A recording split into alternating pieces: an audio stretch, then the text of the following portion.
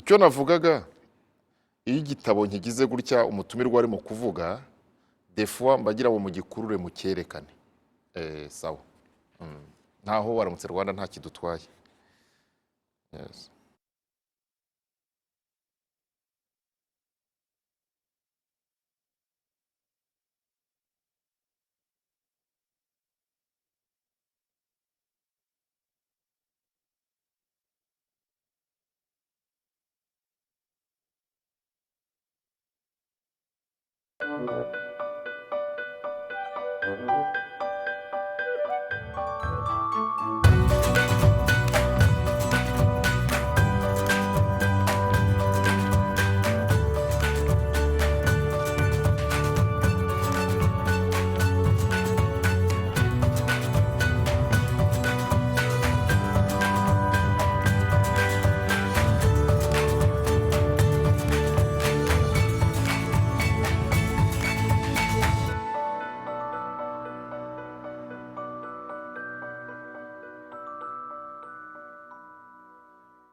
Reka tubasuhuze tubifuriza ibihe byiza nshuti mukurikiye ibiganiro bya televiziyo y'u Rwanda. Ndi Barore Cleophas. Uyu ni wa mwanya twakiramo abanditsi b'ibitabo.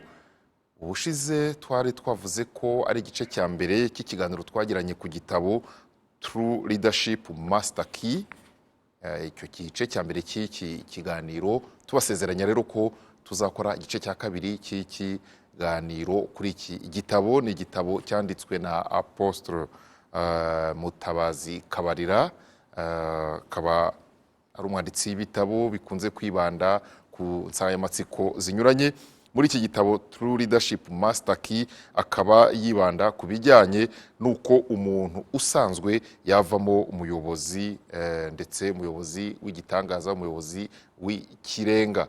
Cyane ko muri iki gitabo nk'uko abivuga yemera ko Imana ngo yaremye umuyobozi, ntiyaremye abantu bo gukurikira gusa buhumye. Reka rero tumuhe ikaze Apotre Mutabazi. Murakoze Cleophas. Murakoze cyane.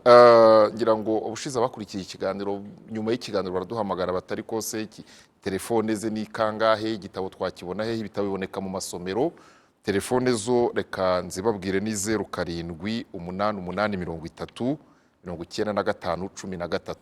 Reka mvuge ngo ni 88309513. Apotre, ubushize twavuze ku bijyanye n'ubuyobozi. Bavuga ngo Imana yaremye umuyobozi, ntiyaremye gusa abo birukanka gusa. Umuntu wese ashobora kuba umuyobozi. Ngira ngo icyo ntituri bukigarukeho, ahubwo uyu munsi turafata muri gice cya kabiri icyo wise inkingi indwi zigaragaza umuyobozi w'ikirenga n'utuntu 21 tumuranga. Ariko tutarajya muri ibyo bimuranga, hari ibyo wavuze ku rupapuro rwa 96 rw'iki gitabo. Yego. Ngira ngo wajya kuri iyo page ya 96, aho wavuze ngo a nation of slaves of slaves. Haje ya 96, ugera ku bireba Afurika. Uravuga ngo ikibazo cy'ubuyobozi muri Afurika, wifashisha inkuru yo kwa Nowa muri Bibiliya. Hanyuma usobanura ko abanyafurika baturuka kuri Hamu.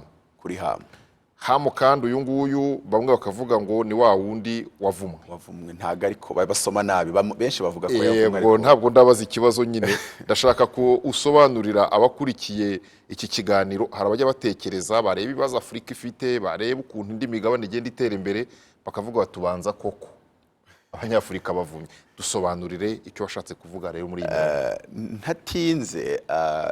Ibi bintu bya Afurika no kuba abantu batekereza ko iriho umuvumo, byo kuba Afurika ikomoka kuri Hamu ni ikintu kigaragara no muri Bibiliya ku bantu bayisoma. Muri Zaburi hari ahantu havuga ngo nahamagaye umwana wanjye ngo ave muri Hamu, bavugaga Egiputa. Nubwo atari Afurika yose, ariko Yesu yaje guhungishirizwa muri Egiputa. Niyo mpamvu buriya buhanuzi bwari bwaravuze ngo nahamagaye umwana wanjye ngo ave muri Hamu. Nuvuga ngo iyi siva ku mugabo umwe ari we witwa Nowa, ubwo umwuzure wakuragaho abantu bose, hasigaye Nowa n'umugore we n'abahungu be batatu n'abagore babo, ubwo ni abantu 8 nibo bagiye mu nkuge. Abo bahungu batatu harimo uwitwa Hamu, ndetse mu izina Hamu ubusobanuro bwaryo hakaba harimo ikigaragaza yuko yari igikara. Niwe wari igikara cyangwa se wari ufite uruhu rwirabura. Hari abaskolazi banagerageje kuvuga ngo kuba igikara kw'abanyafurika bituruka ku muvumo. Ibyo ni ukubeshya. Hamu mu izina rye bigaragaza ko n'ubusanzwe yari igikara. Hakaba uwitwa Shemu, ari we wakomotsweho n'Abanyaziya. Abo Banyaziya abazwi cyane, iyo usomye ibyo ku ngoma ubonamo uwitwa Nahori, batera Aburahamu kumanura. Abanyaziya bakomoka kuri Shemu. Noneho akaba n'undi witwa Jafeti. Shemu na Jafeti nibo bagiye gutwikira se ubwo yari yambaye ubusa, ngo Hamu aje kubaregera cyangwa se kubabwira ngo muze murebe data yambaye ubusa. Ari naho esprit y'Abanyafurika yo kugira ikibazo mu gihugu cyacu twirukira kujya kuregera Abanyaburayi niho ituruka, kuko Abanyaburayi n'Abanyamerika bakomotse kuri Jafeti. Ndetse ubwo yavumaga ikahaturuka ite? Ni mentality, ni imitekerereze, ni philosophy, ni imyumvire. Ari nayo mpamvu nashatse kuvuga ngo Afurika ntago yavumwe, kubera ko ubwo ngo Nowa yenze vino arayisinda ngo yambara ubusa ari mu nzu iwe, ngo Hamu aramubona, niko birivuga ngo Hamu abona se yambaye ubusa, ngo arasohoka ajya kubwira abavandimwe be babiri ari we Shemu na Jafeti. Ubwo nuhita ubishyira muri Afurika, irasohoka ijya kubwira Aziya n'Uburayi na Amerika. Noneho ngo bo baza bateye imigongo, bafite igitwikirizo, batwikira se n'ibindi uko byakurikiye. Ngo akangutse, ngo aratangira yatura umuvumo, ndetse ugaragara ko wari ubuhanuzi. Aravuga ngo Kanani avumwe ab'umugaragu ku bagaragu kuri bene se. Ntago havumwe Hamu, ahubwo havumwe umuhungu witwaga Kanani. Ari nacyo abaskolazi rimwe na rimwe bananirwa kumvikana kuko ni gute Hamu yaramurebye havumwa Kanani. Ubu abagenda babyandika ukagenda bavuga ngo birashoboka ko Kanani ari we wamubonye mbere akajya kubwira se Hamu akajya kubwira abavandimwe. Urabona ko ikibazo nubwo Kanani ari we wavumwe, Hamu akaba ataravumwe, ariko Kanani peri fils. Donc ise n'umwana batekereza kimwe, bafite imitekerereze n'imyumvire imwe. Iyaba Hamu ataratekereza nka Kanani yari kujya gutwikira se. Ariko reba Kanani wenda nkuko dukurikije ibyo abaskolazi bavuga, kandi koko bigaragara ko ntago Kanani yari kuvumwa ntacyo yakoze. Aramubonye agiye kubwira se, ise nawe arirutse agiye kubwira abavandimwe. Reba nabe iyo biruka bakajya kubwira umuhanda wose, adakemuye ikibazo. Noneho rero umuvumo nubanga ikibazo ntago kiri mu kuba Afurika ivumye, ahubwo ikibazo kiri mu mitekerereze y'Abanyafurika nkatwe Abanyafurika. Ninde wabyaye abana 8 adashaka kugurira mituweli? Ni Umunyafurika. Ninde umwenjeniyeri ukomeye muri Silicon Valley ufite umwana umwe cyangwa se akaba nta n'uwo afite kandi afite umugore kandi ari muzima? Uramusanga aho ngaho nyine kwa Jafeti. Nuvuga ngo imitekerereze yacu nk'Abanyafurika nitutashaka uburyo twayihindura, tugakomeza kuvuga ngo gusa ngo dusenge cyane. Nimba ari abantu biyiriza Abanyafurika turiyiriza, nimba hari abantu basenga amasengesho n'andi y'ubusa turayasenga. Ariko ikibazo kiracyari muri ya mentalite, imitekerereze na filozofi yacu bwacu. Nuvuga ngo rero Hamu yari afite abahungu 4, harimo Kanani wavumwe, ari nawe muhungu wa Hamu utaratuye muri Afurika, kuko yese ajya gutura i Kanani abasekuruza b'Abanyakanani nyine. N'abantu batamenya ngo izina Abanyakanani rituruka kuri Kanani, umuhungu wa Nowa wavumwe. Noneho abahungu 3 batavumwe, batavuzweho umuvugo, uretse ko nubwo Afurika itavuzweho umuvumo, nta n'umuvugisha yavuzweho, kubera ko umugishwa wavuzwe kuri Jafet uvugwa no kuri Shemu. Ariko Hamu amera nk'usimbutswe, ahubwo bavuga ku mwuzukuru we ari we Kanani. Noneho ugahita ubona ko aba bahungu 3 ba Hamu ari nabo batuye muri Afurika, ari nabo dukomokaho, nta muvumo wabavuzweho. Harimo uwitwa Kush ari we sekuruza w'Abanya-Ethiopia, harimo uwitwa Put ari we sekuruza w'Abanya-Libya, hariho uwitwa Misraim ari naho haturuka izina Misiri, sekuru w'Abanya-Egiputa. Urabona yuko Afurika nta muvumo iriho. Umuvumo uri kuri Kanani watorongeye tutazi yo yagiye. ntago turimo, ariko ikibazo imitekerereze ya Kanani iracyaturimo. Donc ikibazo ntago ari umuvumo nk'umuvumo, ahubwo ikibazo ni mentalite cyangwa imitekerereze. Tumeze nk'abasangiye n'uwo Kanani w'umunyamuvumo. Sanga rimwe na rimwe umuntu anejejwe nuko ngo boss we ngakorera abazungu, ugasanga icyaro yakimaze, ngo boss wakorera abazungu, bikagaragara ngo uyu Kanani cyangwa se uyu muntu ufite imitekerereze ntajya yibona ko yakora ibintu binini. Tubona nk'Ubushinwa, Ubuyapani, za Singapore, Korea y'Amajyepfo bari bakeneye mu myaka itarenze 50 ishize, ariko bo baricara bavuga ngo no, ibi bintu bikorwa na bene Yafeti natwe twabikora. Urabona ko uyu Shemu we ntago ari gutekereza mu mitekerereze ya Hamu na Kanani. Jafeti we ni ibindi bindi, kuko ahangaha wenda nahavuze ndi kuvuga ibibazo by'uburyo ahantu hari amavuta muri Aziya usanga abanyaburayi n'abanyamerika bagezeyo mu buryo runaka bafite impamvu bishingikirize cyangwa bihisha inyuma, ariko ntibibabuze gucukura amavuta yabo. Nabyo Nowa yabivuzeho, haravuga ngo Kanani avumwe ab'umugaragu w'abagaragu kuri bene se, arasimbuka ajya kuri Shemu, aravuga ngo Shemu ahabwe umugisha, ngo kandi Kanani ab'umugaragu we.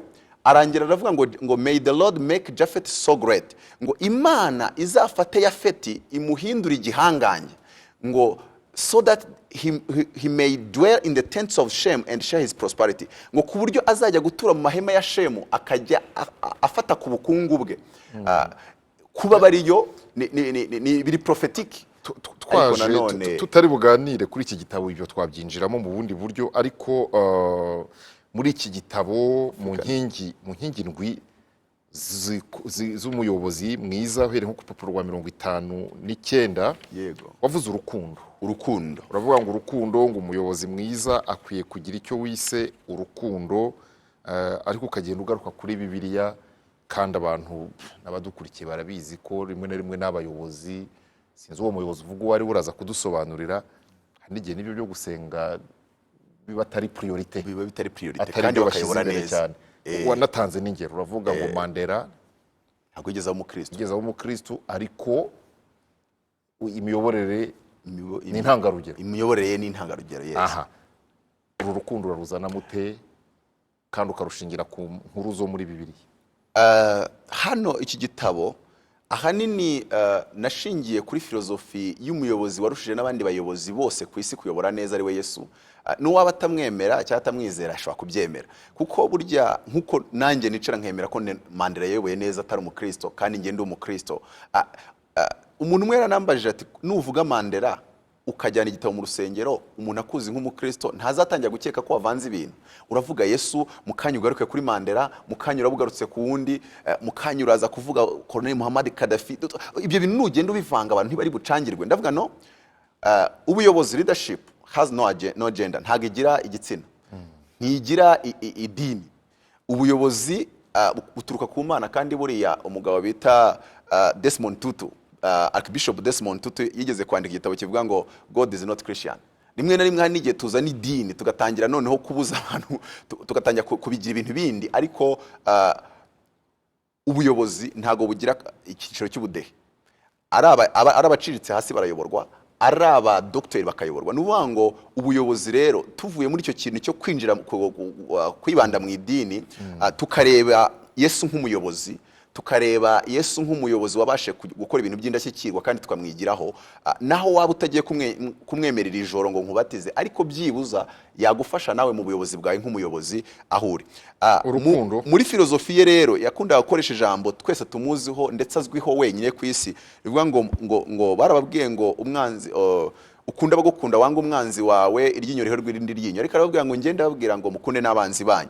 Iyi filozofi rero y'urukundo cyangwa se gushingira ku rukundo aba ariyo nandika mpereye iki gitabo, ndetse muri iyo filozofi niho havutse ziriya karite cyangwa se ibintu 21 biranga umuyobozi mwiza. Ku buryo wemeza ngo without love there is no leadership. Ubundi nta n'urukundo nta n'ubuyobozi buba buhari, kuko Yesu niwe wabwiye Petero agiye kugenda, kuko yaragiye kubasiga, niwe wayoboraga, rero yaragiye kugenda agomba gusigaho umuyobozi. Nkuko n'umuyobozi wese, a great leader, ntago yarakwiye kugenda adasize umusimbura, a successor. Umuntu usoma Bibiliya neza muri Yesaya arahantu Imana yababwiye ngo mu bana wabyaye nta numwe wo kukuyobora urimo ngo kandi no mu bo wareze nta n'umwe wo kugufata ukuboko ngo nicyo gituma hazaza inkota n'inzara mu gihugu cyawe. Rimwe na rimwe muri business nababwiye uburyo nanditse igitabo nari mbonye umuntu wabaye miliyarderi agiye agenda byose hari n'inzu yagiye. Ntago byari bikwiye ko umuntu aba umuyobozi yajya kugenda ntasige undi muntu kandi uri ku rwego rwe mu buryo bw'imiyoborere. Abwira Petero ngo urusha abandi bantu kunkunda. Iyo nsoma Bibiliya y'Ikigiriki yamubajije urusha abandi kunkunda akoresha ijambo agape ni urukundo ruri unconditional, urukundo rw'Imana. Noneho Petero agiye aramusubiza ngo urabizi neza yuko ngukunda, akoresha ijambo phileo. Phileo noneho urwo ni urukundo rwa kivandimwe, ukunda umuntu sometime kubera ko muvukana hari impamvu runaka. Ariko nyuma ya Pentecote ibyo byarakemutse. Nko kuvuga ngo Yesu yarabizi neza ko umuntu akeneye gusigira abantu ngo abayobore ari ufite urukundo rwishi kurenza abandi.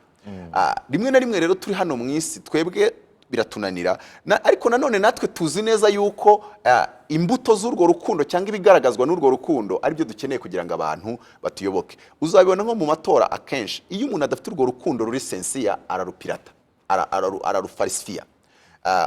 Uzabona wenda nk'urugero nakunze kureba muri Amerika, Obama yari ari kwiyamamaza, haza kubaho icyorezo gisenya ahantu. Abakandida bose icyo gihe bahise bahagarika kwiyamamaza bajya kugaragaza icyo twita compassion, ari nayo karite imwe muri karite 21 z'ubuyobozi bwiza. Kubera iki?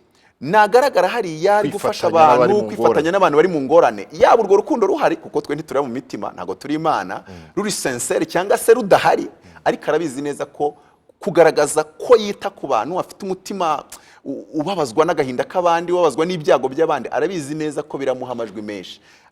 Nko kuri iyo karite ndi kuyandikaho naravuze ngo hagiye kuba amatora yo kuvuga ngo ninde muntu uri buzuke Yopa, ntago mwacika umuntu bita Dorcas, kuko ngo yari yaraboshye imipira yiha abapfakazi, hari yarapfuye abantu benshi, ariko we apfuye bahamagara Petero amubwira ati ntago byashoboka, mu bapfuye ari benshi, tugiye gutoramo umwe ari wazuka, kandi uwo nguwo ni Dorcas, kubera ko yari yaragaragaje icyo kintu twita compassion, ari rwo rukundo nakomeje kuvuga. Nuwa ngo rero kugira ngo umuntu abe umuyobozi ntago biterwa na title.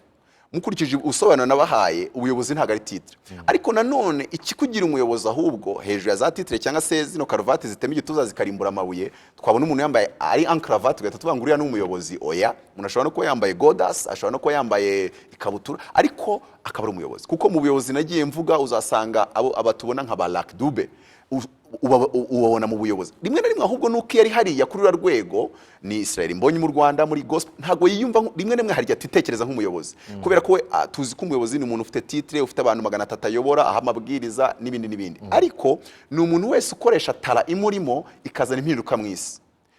Iyo ufite nk'ubu nanjye ufite tara yo kuvuga, nimba hari impinduka izanira abanyumva, abasoma ibitabo nandika, byanga bikunda ndi umuyobozi. Ntibigombera ko hari abantu mpemba cyangwa se mu mabwiriza, ariko nanone ndavuga ngo ugomba kuba ufite a clear vision, kandi iyo vision kugira ngo itandukanywe na ambition igomba kuba irimo inyungu z'abantu, igomba rero kuba yabyawe n'urukundo.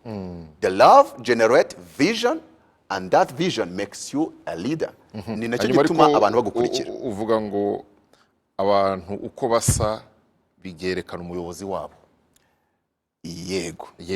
Page 91 aravuze ngo your followers are a reflection of yourself. Uwavuga ku kintu cya honnêteté, kuba honest, kuba umunyakuri, kuba umuntu w'umunyakuri, uvugamo ibintu byo kwicisha bugufi, uvugamo muri ibi biranga umuyobozi, wavuzemo ibintu byinshi. Navuze ibintu 21 wenda nkufashije 21 kuko twabishingiye ku rukundo. Ari naho Yesu avuga ati ukunda abandi. Nigeze kubwira abandi babwira ngo nk'abantu wenda mwifitemo kuba mwayobora muri izi nzego z'ubuyobozi zisanzwe, nabafasha rwose kuzamuka muri iyo kariyeri ukazagrempa ukagera kure cyane. Ariko nanone ndababwira ngo iyo hawo ubuyobozi, umuyobozi ugushyize muri uwo mwanya cyangwa se ubuyobozi bwo hejuru yawe, utegerezwa kubuha icyo bita icyubahiro, respect, honor and obedience. Ugomba ubuyobozi bwo hejuru kuba buzi neza ngo mu bantu twahaye imyanya hasi hariya, umuntu uzi kumvira kandi wubaha to submit ijambo ry'icyongereza biragora ngo ni ukugandukira mu kinyarwanda kuri ubu buyobozi ninde, ariko nawe kubo hasi baciye hasi bagwaye kuyobora ukabahata urukundo. Iyo ibyo bishoboye hejuru koherezayo kumvira, hasi koherezayo urukundo, nimba bakugize meya ntago bakweguza ahubwo uzamuka ujya ku yindi myanya hejuru. Ariko hari igihe kimwe kikunanira 21 rero wabivuze mu cyongereza. Hari ahantu Bibiliya ivuga ngo urukundo ngo rurusha byose kuba ingenzi. Aho mba ndi kuvuga ku cyitwa vision, ngo urukundo rurihangana, mba ndi kuvuga ko umuyobozi agomba kuba ari focused. Yego, iyo ni iya kabiri. Urukundo rugira neza, compassion, cya kintu narimvuze kuri Tabita. Haravuga ngo urukundo ntirugira ishyari, delegator agomba kuba ari umuntu uha abandi inshingano bakagenda bakazikora. Urukundo ntirwirarira, humble. Urukundo ntirwihimbaza, communicator. Urukundo ntirukora ibiteye isoni, integrity. Urukundo ntirushaka ibyarwo, responsive. Anga ariho hagaragaza umuyobozi nyawe, ntagakurura yishyira, areba inyungu zabo aza kuyobora, ukemura ibibazo, akemura ibibazo. Nimba ari mu ruganda, nimba ari business ukora, product developer igomba kuba ari ikemura ikibazo cy'abantu, ntago ari kugira ngo twinjize amafaranga gusa. No, ntago umunya business utekereza nk'umuyobozi mwiza, we ntago akora product kugira ngo yinjize amafaranga, akora product kugira ngo akemure ikibazo kiri muri society. Ariko utararenga aho ngaho, tubona n'abacuruzi byabaye perime byarengeje igihe binjiza amafaranga, puruvike batafatwa.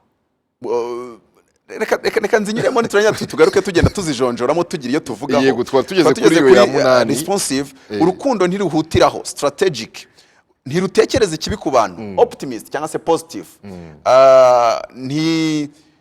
Ntirwishimira gukiranirwa. Yaba naza kubona akanya nkavuga kuri iki ngiki, fairness. Impamvu nka democracy failinga mu bihugu bimwe na bimwe cyane cyane Afrika, haburamo iki kintu cyitwa fairness, to be just and fair. Ahubwo rwishimira ukuri, enthusiastic. Urukundo rubabarira byose. Ubwo ibyo ndi kuvuga mu cyongereza ni qualities z'umuyobozi mwiza, ariko ziturutse kuri izi attribution z'urukundo. Enthusiastic, urukundo rubabarira byose. Flexible, umuyobozi akwiye kuba ari flexible. Urukundo rwizera byose, umuyobozi agomba kuba ari creative. Urukundo rwiringira byose, umuyobozi agomba kuba ari inspiring, ari umuntu usubizamo abandi imbaraga akabinspira. Urukundo rwihanganira byose, confident, agomba kuba afite confidence. Urukundo ntabwo ruzashira, agomba kuba ari empowering, ari umuntu wubaka ubwo buyobozi bwe mu bandi. Ikiyo kikunaniye ubwo ahakurikiraho uribagirana cyangwa se ibyo wubatse bigasenyuka. Rusoza gukiranuka kose, accountable, agomba kuba afite accountability. Urukundo urufite ntagirira mugenzi we nabi, honest. Urukundo rutwikira ibyaha byinshi, decisive, agomba kuba ari umuntu uri decisive. Kuko nubona ahantu bavuga ngo rutwikira ibyaha byinshi n'ahandi bavuga ngo rubara byose bijya gusa, ariko hamwe twavuze flexibility, ahandi tuvuga decisiveness. Nuvuga ngo nubwo uri flexible ntago ugomba kubanya mu gihe irya nino, ugomba kuba ibitekerezo by'abantu benshi, ariko ukaza kuba nanone umuntu ufata decision. Ntimere nk'amanama y'ubukwe njya mbona baraza ka brainstorming, kakantu kagaseke bakavuga utuntu twisi n'imikenyero, bakarangira nta kintu bafashe umwanzuro, bagataha batinze, ariko inama bimeze nkaho nta kintu yagezeho. Urukundo rumara ubwoba, courageous. Ari nayo mpamvu iyo turimo twigisha success cyangwa se turimo twinspira abajene, turavuga ngo never give up. Byanga bikunda no mu buyobozi cyangwa se no mu bindi bintu wageraho, achievements zose birangira tubwiye umuntu be courageous, never give up. Ibi byose nkuko ni ibintu 21 nkuko bivuze, quality of a great leader. Niko wabivuze. Uyu muyobozi w'igitangaza abaho. Uyu muyobozi w'igitangaza nari nkwiye kumubona iyo nza kubona abakristo bafashe filozofi ya Yesu bakayigira muri bo, bakagaragaza indangagaciro z'ubwami bw'Imana. Ariko kuko twiboneye abanyedini, nanone turabura uyu muyobozi. Ariko nanone tugenda tuyobona abagiye babasha kugiramo percentage ni cyase amanota menshi, uramutse ubashije nko kubakotinga. Tubonamo ba Nelson Mandela, tukajya kuba twafata nk'aba Muammar Gaddafi, ariko tukabuzwa kumufata nuko successor ni ikibazo. Ibyo yubatse aragiye, turabibuze. Ugenda ubona ko hari abagenda bagira score iri hejuru, score iri hejuru cyangwa amanota ari hejuru. Yabonye igihe cyo kumutegura. Iyo tugeze muri demokarasi, abayobozi b'ibihugu bambabarire ntago nemeranya nabo. Bagerageje kubaza Mugabe bati umusimbura wawe akiri ku buyobozi, aravuga ngo ntago ubu ngubu ari ubwami, ati iyi ni demokarasi, ntago nasiga najya muri ibyo bintu byo kuvuga ngo ndategura grooming. Yakoresheje ijambo grooming a successor.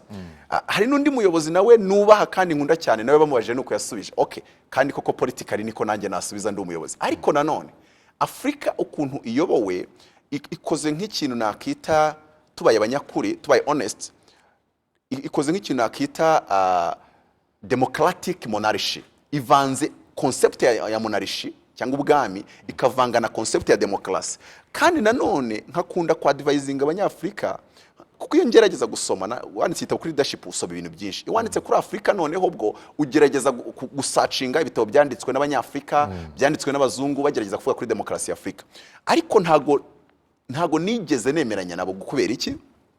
Baba doctors baba scholars bose bahitaga pointinga ngo abayobozi ntibarekora ubuyobozi, baratinda noneho tumeze nk'abarangarijwe n'icyo kintu cy'uvanga abantu basimburane muri office.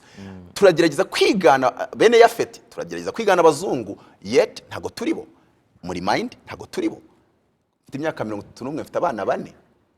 Nanjye ubwanjye uri kuvuga leadership, abanyafrika dufite imitekerereze ku buryo nuza kwikubitamo ubuyobozi ukoze copy paste y'ibyahariya, biraza ahubwo kutuvangira cyangwa se bitume binananirana. Bituma rero mbwira abantu ngo reka turebe twebwe n'amateka yacu na history yacu, turebe ubuyobozi butubereye, tureke guhora turangamiye hariya. Kubera yuko ikibazo abo ko badacicitse ko ari bo baba nibo benshi, ariko ikibazo baba babivuga gute nko waruvuze ngo ubuyobozi ngo demokarasi ntikwiye kumvikana nko kuvuga ngo va mu biro undabiginjiremo. Ariko nibo babivuga abo ba bene Yafete abazungu. Yego. Abazungu nge navuga ngo sinzi kiretse wenda nganire nawe nkababazana, ariko bundi iyo muturazi inkeke ngo itegeko nshinga bo twe ntituzi ibyo mukora muri iwanyu, ariko iryi wacu muhora muri cunga wagira ngo nimwe mwaryanditse. Mba nibaza ko muzi uko ibihugu bizamuka n'iterambere uburyo riza, mubona bishingiye kuri ibi bintu bya dusimburana imyaka 3, 2, 5. Ntago aricyo kibazo abanyafrika dufite tubaye abanyakuri. Nikihe rero ikibazo dufite ni iki kintu nise leadership, true leadership. True leadership ntago ndi kuvuga ibintu by'abayobozi, kuko nabwe nk'abandi bavuga ngo tubaye abanyakuri ntitube nk'abandi bambara ikireze ntibamenye ko kera. Nimba hari umuyobozi ukora cyane ni umuyobozi w'igihugu cy'u Rwanda, n'amahanga akamushima. Ariko ntago u Rwanda nubwo raho rwavuye naho rugeze, ntago twavuga ngo ejo rugerageraho Japan iri na Korea y'Amajyepfo. Kubera iki? Nimba hari ikintu umuperezida yakorera igihugu kikazamuka, perezida wacu yaragikoze. Ahubwo the true leaders aribo nita the people. Twebwe tumeze nk'aho dutegereje leta byose bidukorera. Yagiye ahantu ijambo rya mbere numva mu kanwa k'umuturage, nyakubaha mwatumarira iki? Nabuze umuntu wamubwira ngo nge numva with the potential I have, hamwe n'ubushobozi nifitemo, hamwe na skills mfite, numva nagufasha iki? Kuko twese tumutegerejemo ibisubizo. Ariko nimba hari ikintu, hari ahantu umuyobozi w'igihugu yageze igihugu turahageze, ahubwo igisigaye none abaturage ahubwo bisobanukiwe ni hehe bazamura igihugu cyabo bakakigeza. Icyo nicyo abanyafrika twari dukwiye kureba, tukaba fair. Iriya ntuza navuzeho yitwa fairness. Uratinda ku muyobozi cyane muri iki gitabo, ukagaragaza ndatinda ku muyobozi, ariko ngaragaza ko ukagaragaza ko umuyobozi ufite umuyobozi ari buri wese everyone is a leader. Ukagaragaza ko umuyobozi ufite icyerekezo, ufite gufata ibyemezo, umuyobozi ukoresha abandi, ukorana n'abandi, uhagarara ku byo yemera. Hanyuma ndashaka kumva icyo uvuga ku muyobozi umwe wavuze, kandi nawe wari wubashywe mu gihe cye, ndibuka ko nubacyubashywe, ngo Afrika ntikeneye abayobozi nk'uwo nguwo udekriva, umuyobozi ukomeye, ngo ikeneye w'igitugu. Yavuze ngo Afrika ntikeneye abayobozi bakomeye, ikeneye institutions zikomeye. None wowe uratinda ku muyobozi. Ni iki gikenewe muri ibyo? Uyu muyobozi namara gusobanukirwa umuyobozi, kuko hari igihe umuntu ayobora atanazi kayobora. Nabigusobanuriye nk'urugero nka Lucky Dube, nimba atarigeze yifata nk'umuyobozi, yaba yaramisinze ikintu kinini. Iyo wamaze no gusobanukirwa ko ibyo uri gukora ari ubuyobozi, nk'ubu ibindimo nimara kwisobanukirwa ko ndi umuyobozi, bitagombeye title, bitagombeye office, icyambere ntuzansanga ndwanira imyanya ngo ndaterana ibipfunsi n'abantu ngo bampe poster runaka na runaka, kuko nzi ko already iyo ndi gukoresha impano yanjye iri guseriva sosiyete already ndi umuyobozi, ntabwo nirwa mbiharanira cyangwa mbirwanira. Kandi ibintu byo kurwanira ubuyobozi utagira ngo ni ikindi, ni ikintu ni karemano. Umuntu wese Imana yamuremye ari umuyobozi kandi muremana inyota y'ubuyobozi, ariko ntabwo ari ubu buyobozi bwo kwicara mu office, ahubwo ni gukora ikintu mu buryo bwa excellence, kandi sosiyete ukaba ufite ikibazo runaka muri yo usolving, ukemura. Nanjye rero hari icyo ndi gukemura muri public speaking, mu bantu batendinga conferences. Ibyo iyo maze kwinjiramo neza nkashingamo imizi, nta office narwanira, ahubwo uje no kwimproposa wasanga nyanze. Kubera iki? Ndi proud y'ibyo ndimo, ndumva nishimye na service ndi guha society. Uti rero kuki utinze kuri uyu muyobozi namara gusobanukirwa n'ubuyobozi nyakuri cyaricyo, akamara gusobanukirwa afite responsibility zihe nk'umuyobozi, ndetse wa muyobozi ndi kubwira ni buri wese, njyewe, wowe, uriya munyonzi, uriya motari, akimenya nk'umuyobozi kandi akagenda nk'umuyobozi, agakora kiyobozi muri kwa guseriva abantu, kwa guha service ze abaturage, bizatuma yubaka institution mu gihe cyose ubuyobozi bwe buyikeneye. Kuko Yesu imyaka 3 yamaze ahanini yayimaranye na 12, yashyize imbaraga mu kubaka system, kandi amaze kugenda hakoreka ibintu binini biruta ibyakoretse ahubwo ahari. Yajyaga nabibabwira akabwira ati ngiye kugenda ariko umuntu nyizera imirimo nkora azayikora, ndetse azarushaho ko njya kwa data. Uyu niwe muyobozi w'ikirenga, aragenda yamara kugenda ahubwo ibintu bikarushaho kudekora cyangwa se kugera kure cyane. Ntabwo rero natinze ku muyobozi nirengagije ko systeme igira ireme cyane kurenza umuyobozi, ahubwo nuko nari nzi ko na systeme yubakwa n'umuyobozi cyangwa se yubakwa n'abantu. Systeme yubakwa n'abantu. Nashyize imbaraga mu bantu ko nzi ko abantu aribo nabo bubaka systeme. Hanyuma ariko ugaragaza ko muri biriya bintu 21 biranga umuyobozi w'ikirenga, ufashe nk'urupapuro rw'167 rw'iki gitabo, uravuga ngo mu bintu 21 biranga umuyobozi w'ikirenga biturutse ku rukundo nk'uko warusobanuye, 14 ni ibijyanye n'icyo bita charisma, imbaraga, ubushake, ubushobozi bwo bingana na 70%, hanyuma 30% bikaba character.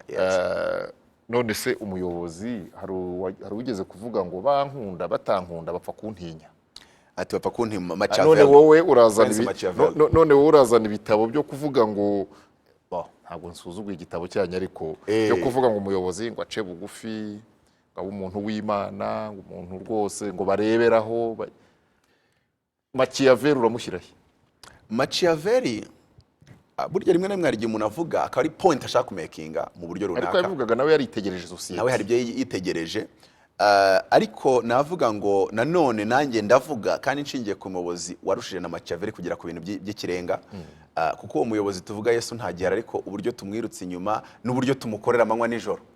Abantu nuvuga ngo influence, hari ibintu hari uguhitamo ko umuyobozi aba afite gukoresha authority cyangwa se agakoresha influence. Nk'urugero, abantu babashije kubona influence Nelson Mandela yari afite yaravuye ku president.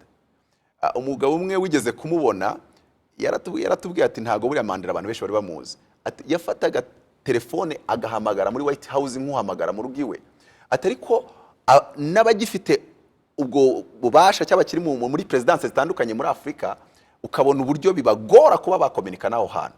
Ariko ati uriya mugabo byagaragaraga yuko isi yamwemeraga kandi yamwizema. Uyu munsi hari n'abavuka Mandela atagihari, cyangwa se hari n'abavutse yaravuye mu butegetsi, bavuka muri 2000 na kangahe atajya ko yavuye mu buyobozi muri 1999, ariko ukumva ibitekerezo bye, quotes za Mandela zose barashaka kuzisoma, biragaragaza influence. Rero iyo ukoresha cyane authority, ukaba nk'umuntu utinyitse, ukaba nk'umuntu uvuga bagakangarana, ntabwo uzaba iteka ryose.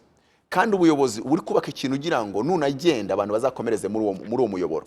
Ariko nanone hari gukora iyo balance, ukamenya ngo nihe nkoresha authority, nihe nkoresha influence. Ariko cyane cyane nagira inama umuyobozi ngo 70% ukoreshe influence, 30% ariho ukoresha authority. Umenye uburyo bibalancinga, umenye bikora ryari, kandi umenye kubikoresha neza. Iyo turebye abantu babaye intwari za Afrika nka ba Thomas Sankara, nubwo uvuze intwari hari igihe umuntu avuga ati nge ko ntamwemera, aho ngaho ngerageza kubwira umuntu ngo niwumva mvuga umuntu utari umukristo kandi mwemeye, nawe ugerageze kuba flexible, reka kwishyiramo code cyane ngo kuko umuntu utemeranya na wijana kurindi.